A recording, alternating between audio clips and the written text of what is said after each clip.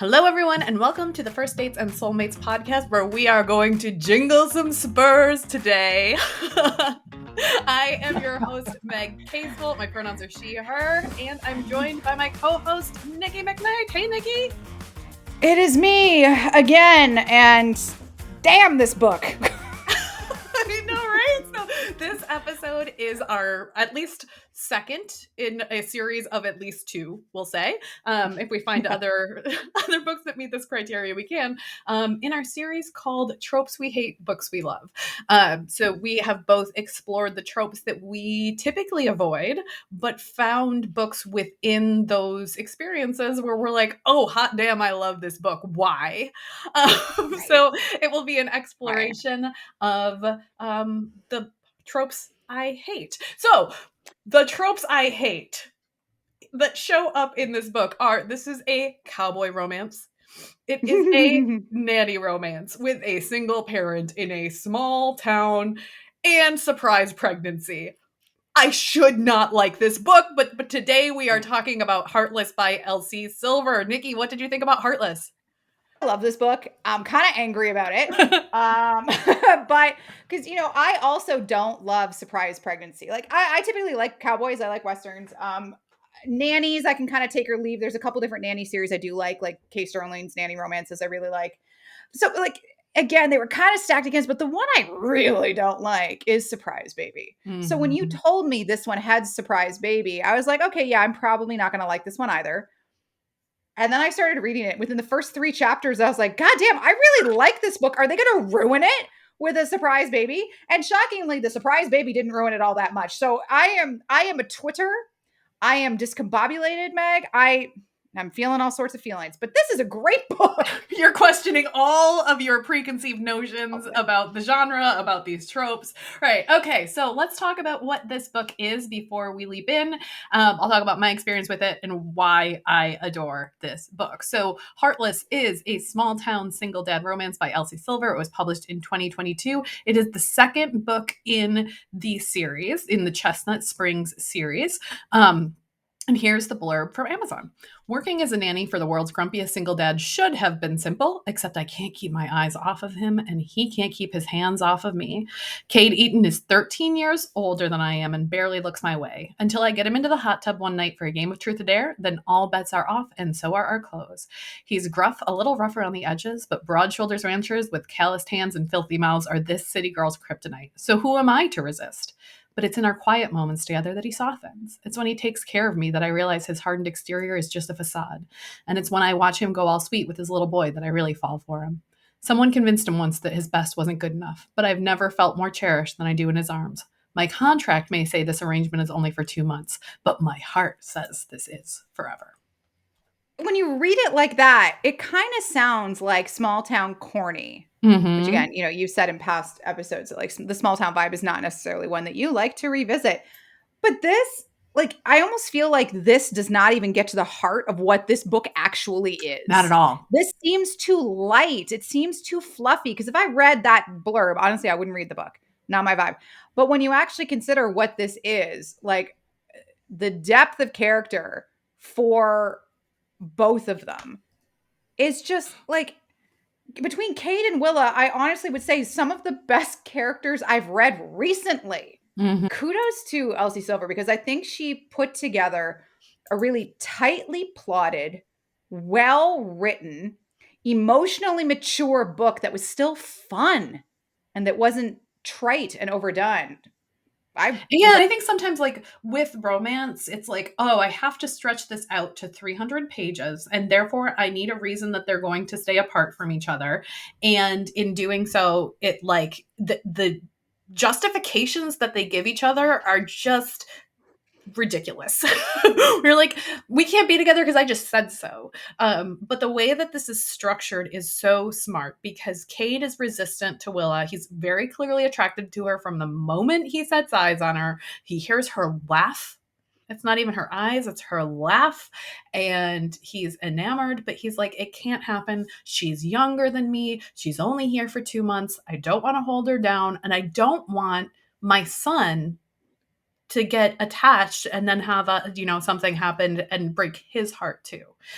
So Cade is trying very hard to keep her at a distance, and he really does for quite a while. He's a very gruff character.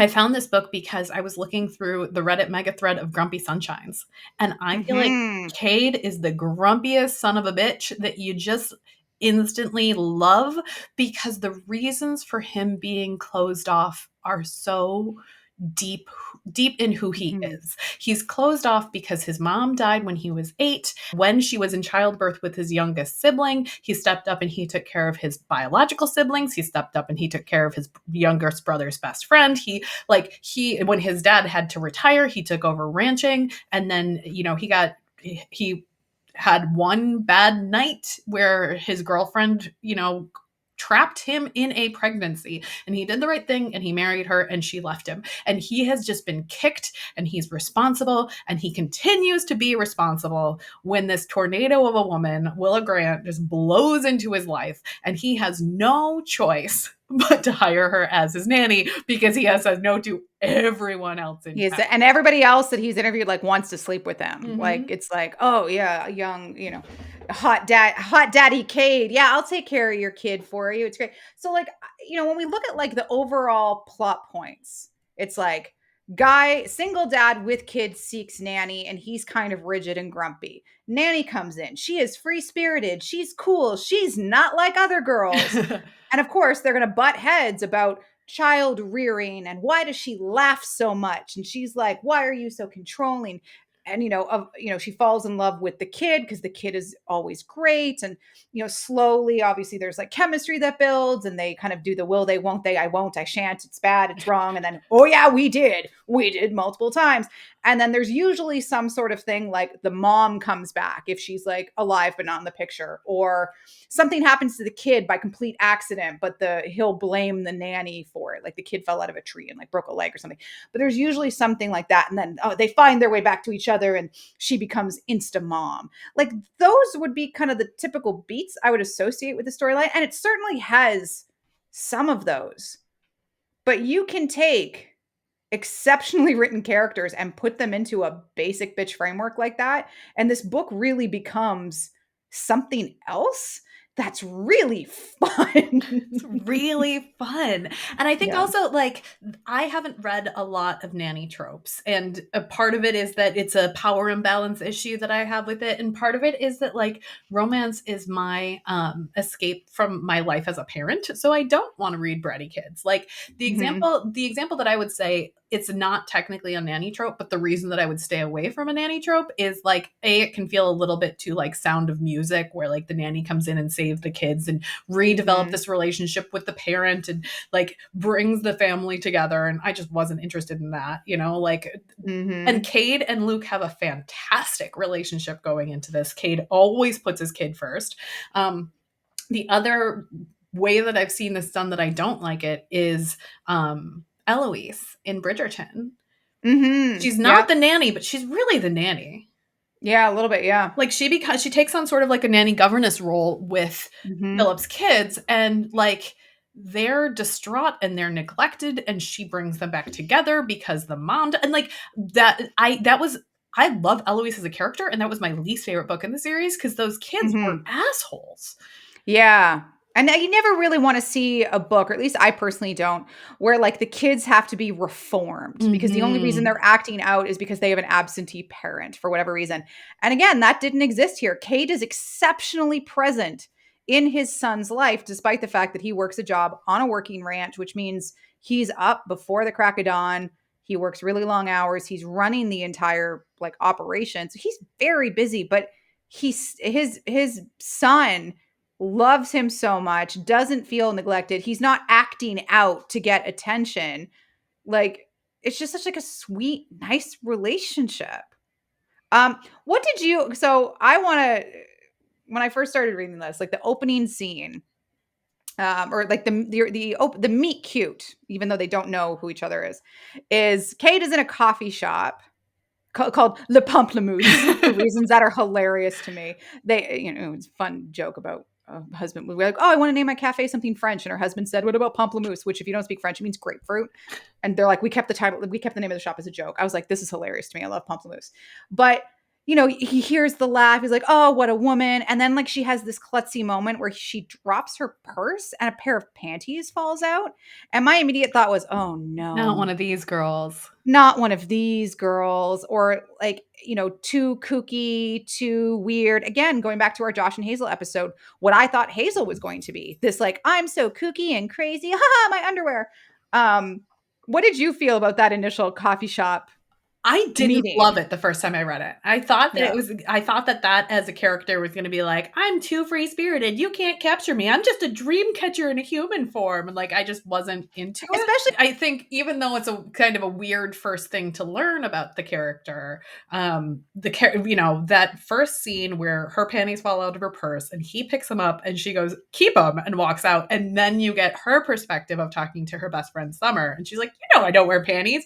Like, I don't want to wear panties. And they're like, he's the panty catcher, and he's the, like it becomes a joke almost instantly. So it's not just like, this is Willa and she's so wild. It's just like who she is, and having the grounding of the best friend right there before they realize who each other are. Is such a nice way to just like bring it back into reality. And it does give a little bit of Willa's character development. And it is a runner throughout the entire book where like she'll text them and be like, panties, check. Bra, yeah, not yet. The other thing I really liked about this, it was kind of like a weird moment for Cade, is like he now has this underwear in his hand. He's like, what? He just like puts it in his pocket because he's like, I don't know what to do with it. And then when he gets home, he ends up putting it in the junk drawer because he's like, I don't know what to do with this. And I found this so relatable, not with underwear, but I can totally imagine like when I get handed something on the street by people like handing out pamphlets, I take it and I'm like, I put it in my bag, and then when I get home with it, I'm like, well, I can't just throw it out. That would be rude. So I have to like stick it on my fridge. This like random thing. So I totally got this concept of like this. I have these pants. I do what underwear. And like in the junk drawer. He starts that scene by counting like, I have not had sex in 3 years. Like that's how that starts, as he hears her laugh and he's like, wow, I haven't had sex in 3 years. And so this like stoic, responsible man is now standing there holding a stranger's panties, and he doesn't know what to do with it. And that in itself, also, it's not just Willa is this kind of flighty character. It's Cade is so out of his element with her from the minute she appears on the page. It's so true. It's so true. But then she's so fun. She's so fun. And I think also, like, when I think about the nanny trope, it can be a power imbalance. It can be she has to impress him. And like that, Sound of Music, like she has to impress him to keep his job. And so she has the kids action things out. And I'm like, no, I don't want this. But that first night where she thinks about moving into the house and she's there and he's like, I don't like you. And she just like goes upstairs and starts packing. Yeah. Like she just sets her boundaries. And in the same way that Anna from Kissing Tolstoy, like one of the things you loved about that, she was like, no, I'll take the F. I'm going to walk. I would rather hold on to my dignity. And I think part of the reason that this book works is that Cade needs Willa more than Willa needs the job. Yeah. I actually highlighted this section of the book. So basically he's kind of saying like, you'll send me text messages throughout the day, so I don't worry. He's saying you have to check in with me so often because I don't trust you. And she says to him, like, is this something his teachers do for you while he's at school? Like, is this something that is required for the kids' safety or something? He goes, no, but I trust them and I like them. And she just kind of goes like, I know you just didn't say that to me. And then goes upstairs, starts packing. They kind of go back and forth, and he eventually does say to her, I'm sorry, I'm having a hard time letting him go and knowing that I won't be here when he wakes up in the morning. Like, I feel guilty about that. And she says, that's fair, but there's no amount of money in the world you could pay me to stay here and be your punching bag all summer. And his next thing is, I fucking love the pair on this girl. If I weren't so irritated by how attracted I am to her, I'd be cheering her on. Fucking right. I love that. And then she just looks at him and goes, fine, beg. Yeah, beg me to stay because you need me more than I need any of this. Because she is financially independent. She has a job. She's very well supported by her family. So I loved this little back back and forth of like, oh yeah, no, you should beg me to keep this job because I know you need it because you've turned down every other person who is even remotely an option. Guess what? It's me now. And you know that I'll take care of your kid, right? Like even, and that's another thing that I like about it is that before Willa and Cade even have it out, Willa is starting to develop this relationship with Luke, and he's listening to them converse, and he's like, she's treating him like an adult. She talks to him with a lot of respect in a way that a lot of people don't talk to kids, and he's reacting to her so well. And I want to give him this experience of the fun nanny instead of like drag him around the ranch or like ruin his relationship with his grandpa. Like he really does need Willa in that moment. And I love that she calls him out from the first time that they're in the room together. She calls him out. And I think that sets the stage for her winning his respect beyond just the attraction. Yeah, so I want to deep dive into Willa a little bit because in some ways, especially at the beginning, it did kind of start going into the, oh, she's a wild and free lady. She's creative. She can't be caged. She flits about, doing whatever. But she, to your point, like she's so good with Cade's son Luke. She has conversations with them. She's very grounded. She has these great conversations with Summer, who's the heroine from book 1, that's kind of like, yeah, you know what? She parents Luke well. Like when he does something wrong or when he lied to her about the great watermelon toss. Lettuce. She had a real conversation. Lettuce toss. The hillbilly lettuce. And I think that's something that's important here is that they never disagree on parenting. They're on the same page. They may disagree on the way that they want to communicate with each other, or she cooks dinner and he's like, no, that's my job, you're just the nanny, like there's some domestic roommate type of things that come up between them, but they always respect each other's parenting. And I think that also sets them up for Secret Baby a little bit because they're so aligned in their values when they're parenting or taking care in caretaking roles with Luke. I think it's fun with Willa because of her background. So it turns out that is it her stepdad or her bio dad? That's Willa's the bio rock dad. musician. Yeah, it's her bio dad. Yeah, so he's like this famous musician and she kind of like grew up with that, so she's fairly well off both culturally and financially. She's done a lot. Like this is not I like how she actually strikes a balance between she's not small town girl, but she's also not big city girl in terms of that archetype. She's very like nimble in her ability to kind of go with the flow and have fun and kind of go around. She plays guitar. She's very musical. She's really supportive of her friends. And what I really liked was, she has a job managing her brother's bar or working at her brother's bar. And it's just, she's not doing that right now for at least the summer. So she's like, you know what? Yeah, I can do this. Why not? I'm up for something different. I'm up for new experiences in a way that wasn't like, I'm a nomad and I go with the wind and I follow this and I have zero ties. Like, no, she has ties. She has and her ties are to ties. Right. Her ties are to Summer, who is her best friend and has been her best friend. And Willa appears in Summer's book, which is the first book in the series, because she's kind of the voice of reason in that space. And then Summer gets to do the same for her here. And so she's like, I'm going to go just spend the summer with my best friend. And yeah, sure, I can, I don't need to like live in her house with her and her boyfriend. I don't need to be that much in their space, but I may as well do this nanny thing as long as I'm here. Like she sees the opportunity and she takes it, but she still shows up, and I think even the first day, Cade's like, be here at 8. And then he sits on the porch waiting for her to show up, assuming she'll be late. And she shows up at 7:55, like she is responsible. She is loyal, but she didn't want to go to college and she doesn't have like a official career. But she was really good as a bartender, and there are things that show up because of that, which I think is dealing with cranky people is definitely one of the things you experience working in bar and hospitality. Or as Summer put it, she has a lot of experience working with rowdy boys. It's true. But I even like, again, to play into archetypes, you would expect a person with that background to be like, I'm on to the next thing, or I want to go back to the city. And I actually really loved when she has a conversation with Summer later in the book that she's like, I could actually picture myself just staying here, living in this small house, having this kid, maybe some more, and living this country life. I could actually see myself doing it, because one of the reasons, or one of the justifications that Cade uses for staying away from her is she's only here for 2 months. She'll get bored living here. Like, clearly she's a big city gal and she'll want more than this.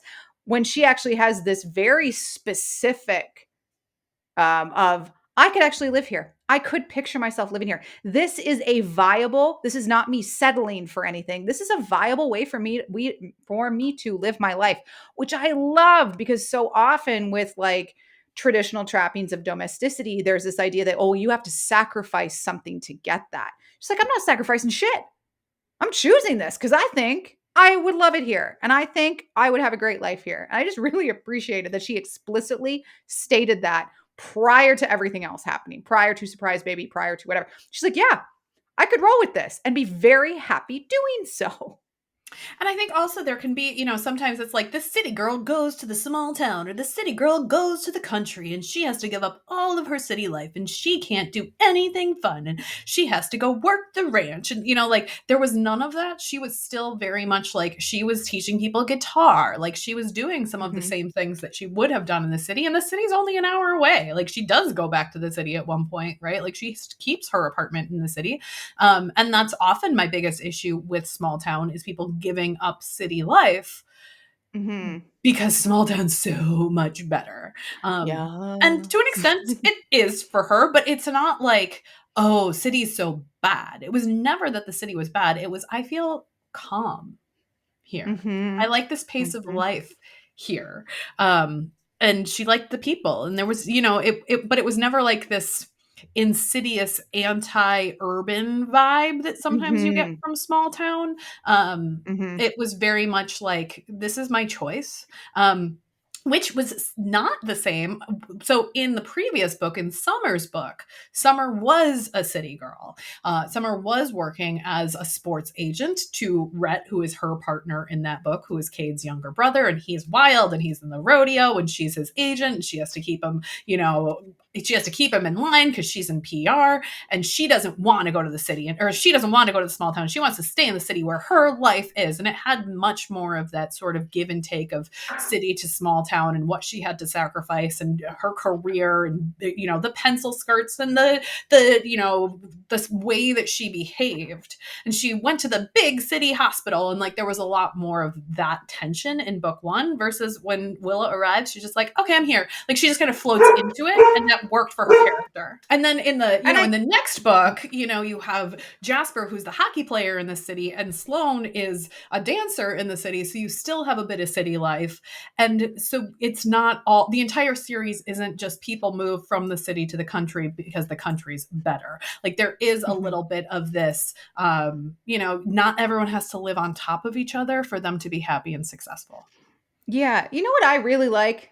Emotionally mature characters. Who knew? Because again, the other thing I really appreciated about Willa, and it kind of reminds me of a few of my friends actually, that it's almost like she's not married to a location or a type of life, so long as the vibes are good, so long as she's having fun. She's like, yeah, I could fuck with living in the city. I could do this. I could do this because it fulfills like my basic needs, that the location becomes relevant. Which again, I just like it because it feels free spirited without going too much. I'm a nomad with no ties, and without kind of being like just kind of this like hippie earth child vibe. She's like, no, I'm good. I can adapt. I'm nimble. I can be flexible. So long as I'm getting what I need, I don't really care where I am or what that happens or what I'm doing for work. I was like, this is like a joy. We talked about if we were going to hang out with Hazel, we'd be drinking tequila. I'm like, if I was hanging with Willa, we'd be drinking bourbon and we'd be dancing in like a honky tonk. And she would go up on stage and grab the guitar from one of the band members, and off we went. And that would just be the most fun evening. I would have a great time with Willa. Yeah, of all the women in the series, Willa is the one that I would want to hang out with the most. And I think that comes across. And I think that works because Cade is such a stick in the mud. Okay. In book one, you have Rhett and he's the wild child. In book four, you have Theo and he's wild. There's not really that dynamic in book three because that's childhood friends and lovers. They're both really shy.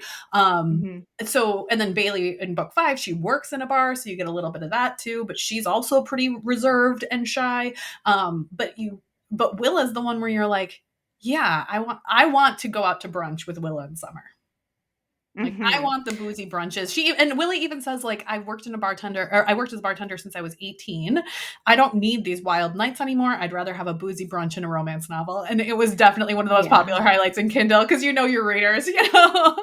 You're like, "Yeah, I would do that, thank you." Mm-hmm. I wanna talk a little bit about Cade, because as much as I like Willa, and she's a really great character, Cade Cade is steals the hands show. down my favorite character in this book. I have never loved a male character in a straight romance as much as I do this character. Like, holy shit! Cade, like, put him in the dictionary next to emotionally mature, super hot, sexy man is gonna be Cade. Who talks dirty as shit. Oh my god, yeah. When he Emotionally started mature, talking dirty dirty, I talker. kind of had a little bit of like whiplash. I was like, I was not expecting this, but I am so here for it. And I think that's Like, why this dynamic works so well, is that their chemistry is so strong. The give and take is so back and forth. The first time that you hear Cade talk dirty, they're dancing and she's joking around and she tells the blowjob joke, which is, what's the best yep. part of a blowjob? I'm not looking it up. Like, what's the best part of a blowjob? The 10 minutes of silence. And he just says to her, it wouldn't take that long for me. And like, you would enjoy it so much. Just like this dirty reaction where it surprises even him how Yep. dirty he is, because you know that he's been abstinent for years. You know that he never has really felt this way about another person. And Willa just like takes it. She doesn't flinch. Mhm. He's just so good, but, like, one of the ways I really liked Cade and the dirty talk is phenomenally written, and I'm not usually, like, someone who appreciates dirty talk a lot, but I was like, "Oh, damn, he's doing quite good here." But even things like, this one, he goes, "I hate myself. I wanna take it back and throw Willa over my shoulder and drag her home with me where she belongs. But I pushed her off on a perfectly nice guy because I've convinced myself that the fucking nanny is out of bounds. It doesn't take a psychologist to know I'm the issue. My insecurities are the issue. If I couldn't make a small town woman who was my age and desperately wanted me happy, how the hell can I make a woman like Willa happy?" So, like, his emotional vulnerability, like, is off the damn charts. And he's so aware of his own limitations, Oh, and yeah. so scarred from that experience of, I didn't want this woman. I was a trophy to her. She left me for other men. She was sleeping with other men the whole time we were together. I could never make her happy. And why would I bother with anyone else if I can't even make her happy? Yeah, And she was the worst. She was the worst. she was. It was Talia, what is Mm-hmm. Luke's mother. So this is another section I highlighted. I realize I'm shutting the door on my chance with the girl sitting on my bed because her pride won't let her ask again. So he's realizing she's put herself out there and I've said no. If I want to change this, it's on me. But then it goes, and I'm still too fucked up over the shit Talia put me through to let myself have her. Too scared to want something that badly, too scared to care about something that deeply, too scared to get my heart broken again. What heart? This is him saying this to himself. He's like, I realize I got some past trauma. I got some relationship issues. I have abandonment issues. I got some attachment issues. And I am the reason this is fucked up. I was like, damn. Oh, I just want to give you a hug.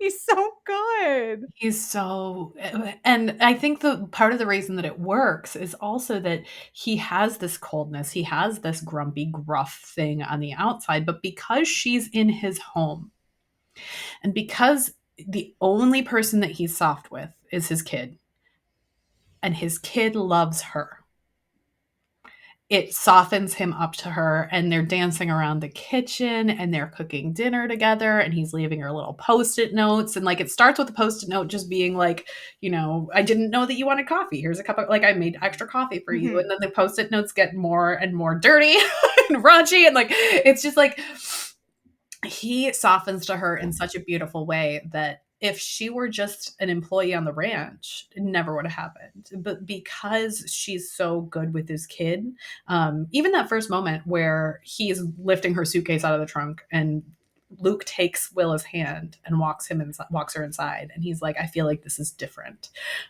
Like, something's going to happen. I mean, obviously, something's going to happen because it's a dual POV romance novel, so you know who the two main characters Mhm. are from the first minute that they arrive on the page. But it's just like the the softness. Like, he's so gruff with everyone else, and she just will not take it. And so, especially that moment in the hot tub where Oh yeah.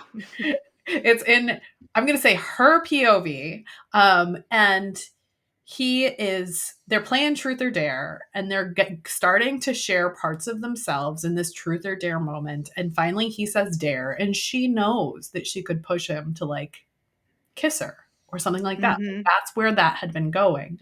And instead she looks in his eyes and she sees fear. And she's like, I dare you to do something for yourself. I dare you to take a risk, to trust me with the kids so you can go do this thing on the weekend at the rodeo.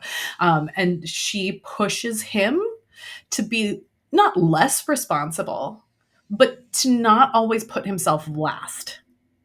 Mm-hmm. And that's a Yeah. big part of it. He's never had a choice. He didn't choose to like take care of his siblings after his mother died. He just did, and the ranch just fell to him as the oldest. And there's so much of this responsibility that just, and I think it was when his ex-wife left him, she was like, well, I'll take the kid or the dog. And he was like, well, if you're gonna put my kid and my dog at the same tier, then I don't want you raising my kid. So like none of the responsibilities on his shoulders were his choice, and Willa's the first person to give him the choice to do something for himself. Mm-hmm. And in a way that it didn't seem like it was like kind of like that reverse psychology almost, like this is your choice. Like, I'm giving you a choice. It wasn't that. It was literally saying, look, you need to take some time and actually think this through. I'm going to go and have you take the time to figure out like what you really want.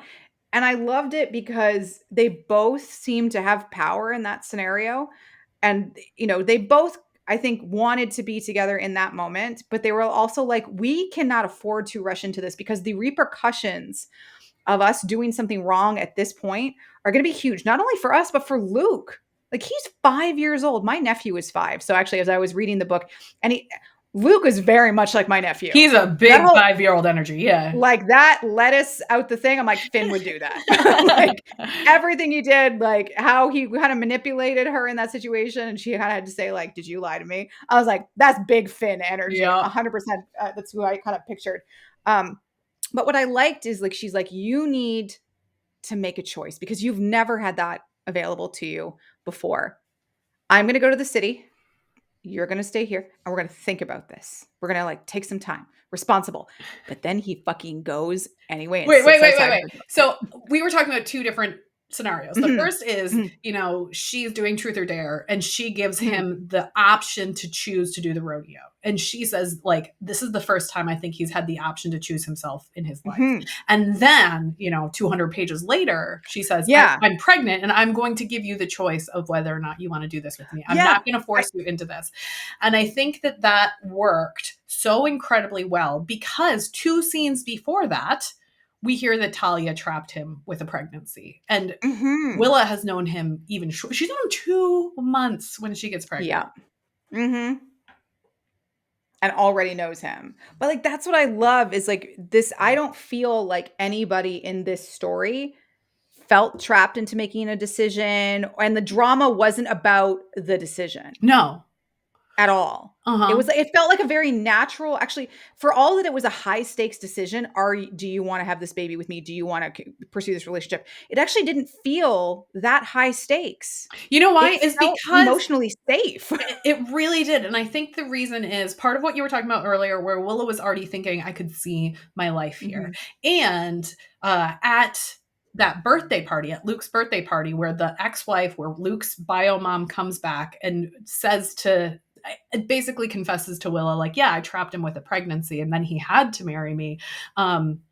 And Cade comes in, they have this incredibly hot sex scene, but he says to her, like, you will stay. You are here. This is your house. This is your home. I want you here. Like he said, don't be in your head with what, because like his ex-wife is manipulative. Don't let her be in your head. What you and I have is different than that. He tells her that he wants her. He doesn't say I love you yet, but he tells her that he wants her. He tells her that he wants her to stay. He tells her that he wants a future with her before she finds out that she's pregnant. Yeah. And that's the game changer. Yeah. And I think that as a kind of that as well, it's at the birthday party. It's or before the birthday party, right? Like Crazy Rich Asians Fun movie. Haven't read the book series. But everybody kind of was like, Nick, why the hell didn't you prepare Rachel in advance what you were getting into, not on the plane ride there? So what I loved is Cade actually said to Willa, like, Luke's mom, Talia, is probably going to show up. She does this. This is like usually the one thing that she comes in for. I want you there, but I want you to be prepared that she's probably not going to be happy you are there. She's like, why? Like, I'm going as his nanny. Like, what? I'll be there as his nanny. Why would she not like me? I'm a likable person. And he just kind of goes, I don't know. And I don't really want to say bad things about her because she's half Luke and Luke is everything to me. But Willa, his mom, is a fucking nightmare. I don't know how my biggest mistake brought about my most cherished gift, and here I am. So when that happened, I was like, thank you for preparing her. Mm-hmm. Because then when Talia corners her later at the party, even before she drops the bomb, that like she trapped Cade on purpose, like this whole thing she's trying to do, like, oh yeah, I'm here. I got him. He chose, like, all this stuff that she's trying to like make Willa feel uncomfortable. In another book, Willa would have left feeling like, oh no, like he doesn't love me. I'm not good enough. Like she would have kind of left the party in tears. And this one, she's like, yeah, I don't need to spend more time with the devil. So I'm going to excuse myself from this conversation. Thank you so much. Like she does not give a fuck about playing nice with Talia. And I was like, this is so good. And I think it works. It's consistent with the character in the same way that when Cade says to her, I don't like you, she walks away. And then, if he has to beg to bring her back, she does the same thing where she's like, you're disrespecting me. I don't need this in my life. And it's not like, oh, no toxic negativity. It's like, no, if you're not going to respect me, then I don't need you here. And it's so consistent with the character in that moment. And then she goes and she's like, I just need a minute. And he finds her and he tracks her down and, but like, all of that possessiveness of the ex-wife and no matter how much you are to him, I'll always be the mother of his kid. But like, she doesn't even show, she asked him to move the party time and then she shows up late. Like she's so unreliable and Willa's just not like that at all, but she can't see that in the moment. So it makes perfect sense that and it's so well set up that Talia gave him Luke and he did the right thing. And then Willa, she wants the baby. She never didn't want the baby. She didn't want him to feel trapped in the same way. And so she's like, I swear I was on birth control, but that I was throwing up. Like it was so reasonable that it was a mistake, but it wasn't intentional. Yeah, I think it's just whenever there's a surprise baby, I'm always like, okay, great. What failed? What did you forget to take your birth control? Did you forget a condom? Like the methods for surprise pregnancy always make me kind of roll my eyes a little bit, but this one actually made a ton of sense. I was vomiting nonstop for 3 days. Things happen. But one of the things that I really kind of liked about what happens after that birthday scene was, he kind of carries her out like a caveman. They end up like, I think, hooking up a little bit at the birthday party. And she's like, way to keep us under wraps. He was like, I'm not keeping us under wraps. Yeah. Like, I'm not hiding you. Like, I'm not mad at it. I'm not trying to. This is a little weird. And then like a chapter or two later, she's like, what is this? Is this a relationship? And she's like, I just want him to tell me what this is because I'm feeling a little bit out of control and I feel like I'm a little bit walking on eggshells around him. So I want him to make a decision. Is this a relationship? And he says, it's whatever you're comfortable with. We can let it be gradual. We can skip a label. We can figure it out when the time comes. But whatever it is, it's important to me. You're important to me. I was like, oh my God, they had a conversation, Meg. They actually had a conversation about how they were feeling and it didn't get, wrapped up in like miscommunication and like falling victim to the shitty ex-wife that like, oh, he told me this and you believe it and you walk out in tears. Like they actually had a fucking emotional adult conversation. I loved it. There's so much. I mean, it's easy as a writer to write a miscommunication trope. It's harder to write a difficult situation in which two people are emotionally mature and in a difficult situation. It's just harder. It would be easier for Willa to go run out and then him to have to track her down and tell her, you're my woman, you come home, and then it's not her decision anymore. But they are so well matched in terms of their commitment to it, but also not forcing the other person ever. Which is kind of, when you think about a grumpy sunshine like this, when you think about a character like Cade who's so responsible, you think he's going to be a little bit and he can be a little bit possessive, but he never forces his beliefs or his life on her. He always, even like when she's pregnant, he's like, you don't have to live here with us. You'll have a space here if you want to come back. But if you want to go to the city, if you like, you can go live your dreams and you'll always have a place here, versus like, no, you have to stay. Like his life is there. Yeah, his life is there, but hers doesn't have to be. And that doesn't have to be the traditional way that the relationship grows. Yeah, actually, for our last episode, which was like the Reddit mailbag with Andrea, one of the questions I pulled, we didn't end up asking, was like, how do you feel when there is little to no conflict between the main characters? Oh, that would have been good for Andrea, because she loves the low angst and I can't stand it. Right? So like for this one, if I look at it again on paper, yeah, like there's a little bit of angst and like they kind of disagree on a couple of things, but overall, there's no third act breakup, third act big misunderstanding. So in many ways, like the conflict from external forces was quite low. They're pretty much Talia's one scene was kind of it in terms of external conflict. Everything else was inside their own head and like, how are we going to deal together? I mean, you have the ticking clock of she's going to leave at the end of the summer. That's set up from the very beginning that you have this time bomb hanging over them. But you're right. For the most part, the conflict was Cade doesn't think he's good enough. Mm-hmm. That's it. Yeah. Willa throws herself at him and he says no. And then she gets a little bit in her head about like, well, why didn't he want me? But okay, fine. I'm only here for the summer. You know, like she is disappointed, but she doesn't take it personally. She doesn't take it out on him. Like she tries to remain professional. She doesn't walk out when he decides not to sleep with her. She's just like, okay, well then I'm just the nanny. Like they're both so emotionally mature to live in a house with somebody that you're attracted to, but you're not going to sleep with. Like, fine. A lot of people have done that before and they have restraint. Yeah. And it actually, I was just looking at, again, I have so many highlights from this book and they're 98% Cade or Cade's internal monologue or, you know, him talking. He's, where was it here? I was laughing. Like when he broke his finger or something, he had to get his finger splinted and she's like, I don't know how well you're going to be able to finger bang me with just your left hand. I know. Like, we love that. He's like, she's joking about like his happy scowl and he says, I'm scared you're too young, that you haven't lived enough, that you're too far out of my league. I'm scared I'm not enough. You're going to walk away and I'll be stuck here in shambles again. But so will Luke this time.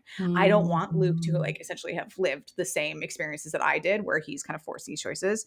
And then she says, I'm scared too, but not too scared to try. Again, people explicitly stating their desires and fears. Oh my God.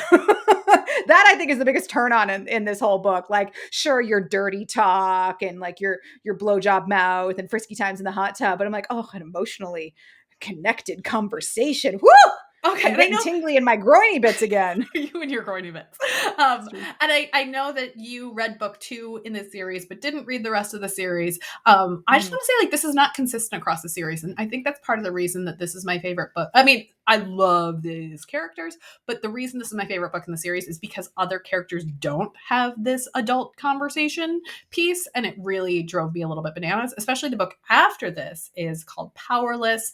It is Jasper, who is sort of like their adopted brother. He was Beau's best friend growing up. And then Sloane, who is their cousin. So it's childhood friends to lovers, but both of them are too scared to tell each other that they have feelings for each other. So instead, he just goes to her wedding, and when I was gonna say she's the one that shows up at the end, and she's engaged. As soon as she popped in engaged, I was like, her wedding's not happening. Yep, nope. You can't be engaged in a romance novel. No, I have an engaged character that I'm gonna break up. It's fine. But anyway, like their entire book is like, oh, we're gonna go on a road trip together to drop off these supplies, and we're gonna share the hotel room, and we're such good friends. And oh, I've always had feelings for this person, but I don't want to ruin the friendship. And it's just like, this is always my issue with friends to lovers, but friends to lovers, where it's like, it's one thing in like a Josh and Hazel situation where Josh is in a relationship and Hazel likes him. But they are both single. She just got out of this engagement and they just don't make a move for like 200 pages. I'm like, oh my God, just talk to each other. The other thing I loved is, you know, obviously they feel a great passion for each other. They feel, later on in the book, Cade does learn to like her and trust her with many things. But the one that I loved was after she sees Winter, who I guess is Summer's sister, like estranged sister. She's the doctor, and I guess she's got a lot going on. But everybody knows that relationship between Summer and Winter is very tense. And, you know, Willa says to Winter, as she's on her way out of the hospital, like, call Summer. She does actually want to talk to you. But the part I loved is when they're driving home, or like they're on their way back, and Cade basically says, did Winter say something to you? Do we like her? Do we hate her? Am I supposed to be mad at something with her? Because I will be if you are. So just tell me how to be supportive. It was such like a fun moment of levity after like an emotionally hard conversation, that it does remind us that Cade is fun. He's not just grumpy. He's fun. Luke loves hanging out with him. He's like, my dad is so cool. He has, you know, fun with his family. Yes, he has a lot of responsibilities, and he feels that, but like, he's still a happy, generally speaking, person with other people. Yeah. And like, you see him with his brothers, you see a little bit of that levity coming through, where like they just like, I think anytime you have brothers on a page, or like friends on a page that know each other so well, they're gonna call each other out. Like, they had signs at the rodeo that were like, good job for an old man, you know, like that kind of thing. Yeah. So he has to be a little bit like funny. Yeah, just like he's kind of gruff, and that's okay, you know, like but it really works that by the time he's on Willa's team, he is Team Willa all the way. And it's like, okay, if you don't like her, I hate her.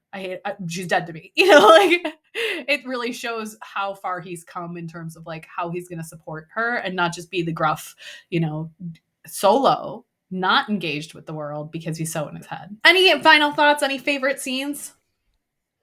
It still stands out to me as like the lettuce scene, because one of the great joys of my life, honest to God, is being an aunt. I fucking love being an aunt. My nephew is one of the coolest humans in the world. Learning how to parent him alongside his parents has been really interesting, because they obviously have done so much research into how do we want to raise our kid.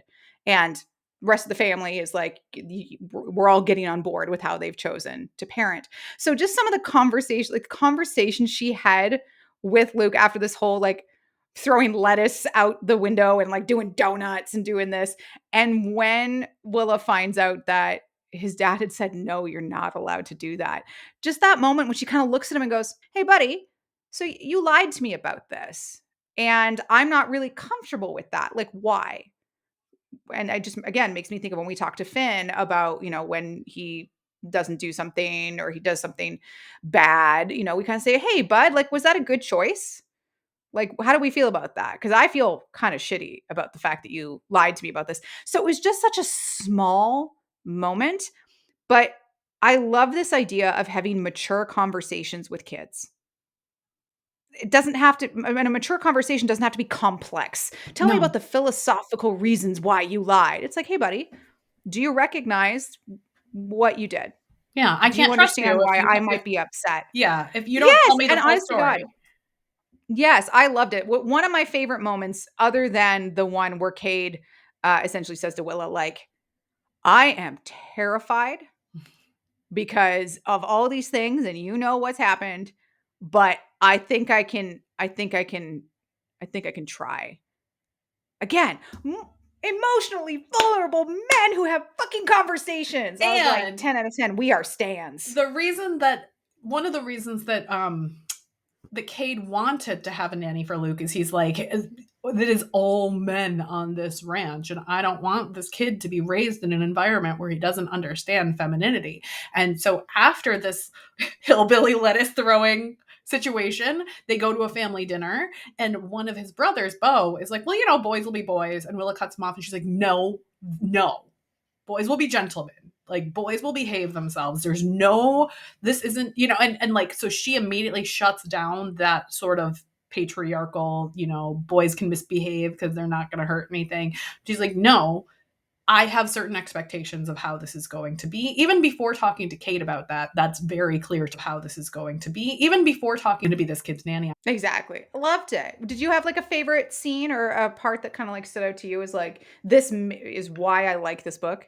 I mean, there's so much that I like about it. I love the sex scenes in this book are awesome. They're just like, there are so many sex scenes that I read where I'm like, either it didn't advance the plot, it was just something to write to like fill the word count, or there was nothing about it that stood out to me. But if you were to say to me, like, what are the sex scenes in this book? I'd be like, that hot tub scene where they're not the truth or dare hot tub scene, the later hot tub scene is so good. The scene in the cornfield is good. The scene at the birthday party is good. Like, all of the sex scenes not only advance the plot, but they're interesting. It's not just this kind of boring P and the V sex. It's like all of them are interesting to me in their own ways, and all of them advance the intimacy between the characters in a really beautiful way that is hard to do, to have each sex scene count. So I think as much as I love the overarching piece of it, it's like also the dirty talk and the sex was just on point in this book. 10 out of 10. Agree. All right, so if you want a book sort of like Heartless, if you've read this or if you haven't and you're looking for another book, what are some books that you would recommend, Miss Nikki? I think for this one, what really stood out to me was more of this like nanny aspect, kind of like single parent. So for me, I would say To the Moon and Back by N.R. Walker is such like a sweet book, fairly like low angst, just like really cute. It is which I think is always an interesting dynamic when you talk about nannies, because I always wonder, like, how did that character come to be a single parent? Like, was a parent killed? Was a parent, like, did they, especially with queer couples, like, did we go through this entire process? Like, I like seeing the different ways that families get created in like So To the Moon and Back, N.R. Walker is great. I also really like. I love that one too. And it was like Mhm. his sister couldn't keep the kid, and so he became a parent, and his previous partner left. Like, it was a really sweet, sweet story. It's very cute. The kid's cute. But also the Nannies of New York series by Kay Sterling, I really enjoyed. Because it kind of follows a couple different nannies as they go on assignment, and the joke eventually becomes, am I running a nanny agency or a dating agency? But it's fun because the agency is run by queer men. Oh. And it started because one of them was like, kind of up in New York society, and they know a bunch of families. So it was kind of like one of the reasons the agency got successful is they just knew rich people who needed nannies. But also the fact that it's run by men. There is an FF book in there. So we do have some sapphic nanny love in the middle of the series, which is also great. But it's just like, again, it's really cute series. The first book, I think, is the one that has the twins in it. And these are hellion children. So that one is a little bit more of like, these kids are misbehaving. Dad doesn't know what to do. And the manny comes in, the nanny. I don't know. To me, nanny is a gender neutral term, but the nanny manny, the male nanny, kind of comes in, and then the rest of the books follow different nannies and different clients. And it's just like a really fun, cute series. It's not super angsty, a little bit on the lighter side, which I also like, but definitely recommend. Meg, do you have any alternate suggestions for any of the things we've talked about today? I do. I decided to go down a little bit of a cowboy rabbit hole and find some cowboy books that I like, because I was like, I think to me, working cowboys is such a freaking hard, like, if you're on a ranch, if you're working a farm, like, it is a nonstop 24/7 job. And it's just not that sexy as a hero to be like covered in cow shit all the time, and so I think that's part of the reason that it's not one of my favorites. I don't love like a Western historical cowboy, because that's even harder life. So the two that I would recommend are How to Say I Do by Tal Bauer. It's an MM. He lives on a ranch and runs a ranch in Texas. That's Wyatt. And then Noel is a PR consultant in New York City who gets left at the altar, and he still goes on his honeymoon, and he meets this cowboy, and they fall in love, but then they're separated because they live in different states and have different lives. And so they have to figure out a way to do long distance, to figure out where their life is going to be.